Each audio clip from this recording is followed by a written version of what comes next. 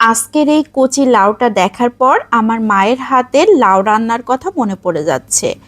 মা এত সুন্দর করে শীতের মৌসুমে কুমড়ো বড়ি দিয়ে দেশি মাছ দিয়ে একসাথে রান্না করত, এত বেশি টেস্ট হতো। আমি আজকে মায়ের মতো করেই রান্না করার চেষ্টা করব।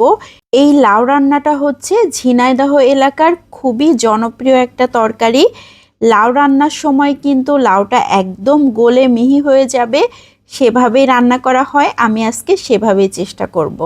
লাউটাকে কেটে নিয়েছি, আমি অর্ধেকটা লাউ নিয়ে নিয়েছি।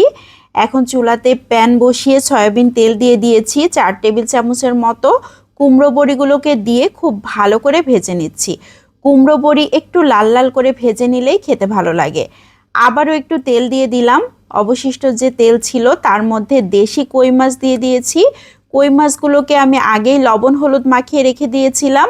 মাছগুলোকে উল্টে পাল্টে ভেজে নিচ্ছি। এখন তেল ঝরিয়ে উঠিয়ে নিয়েছি। অবশিষ্ট তেলের মধ্যে লাউগুলোকে দিয়ে দিয়েছি। একটা আলু দিয়ে দিয়েছি, 1 চা চামচ লবণ, আধা চা চামচ হলুদ গুঁড়ো দিয়ে দিয়েছি। এখন খুব ভালো করে নেড়ে চেড়ে সব কিছু মিশিয়ে নিচ্ছি। এখন দিয়ে দিচ্ছি কাঁচামরিচ পেস্ট 1.5 চা চামচ, সরিষা পেস্ট দিয়ে দিয়েছি 1.5 চা চামচ, রসুন পেস্ট আধা চা চামচ। এখানে কাঁচামরিচ পেস্ট আর সরিষা পেস্টটা অবশ্যই দিতে হবে।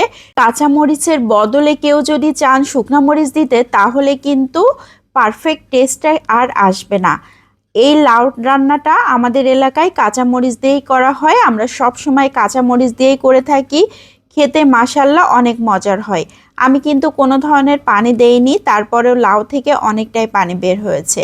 এই পানিতেই খুব সুন্দরভাবে কষানো হয়ে যাবে।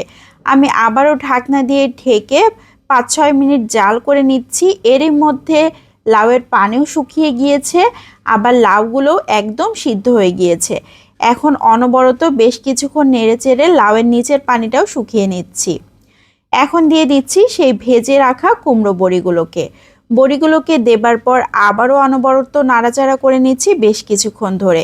যে আলগা ঝোলটা ছিল সেটাও শুকিয়ে নিয়েছি। এখন দিয়ে দিচ্ছি ঝোলের পানি। এখানে ঝোলের পানিটা একটু বেশি পরিমাণে দিতে হবে। আমি সব মিলিয়ে 2.5 কাপের মতো পানি দিয়েছি।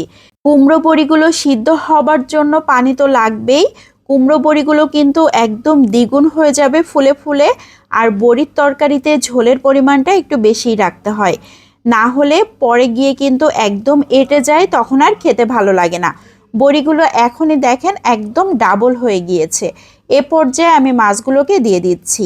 আবারও খুব ভালো করে নেড়ে চেড়ে নিচ্ছি। সব কিছু মিশিয়ে নিয়ে ঢাকনা দিয়ে ঢেকে আবারও 3-4 মিনিট জাল করে নিচ্ছি।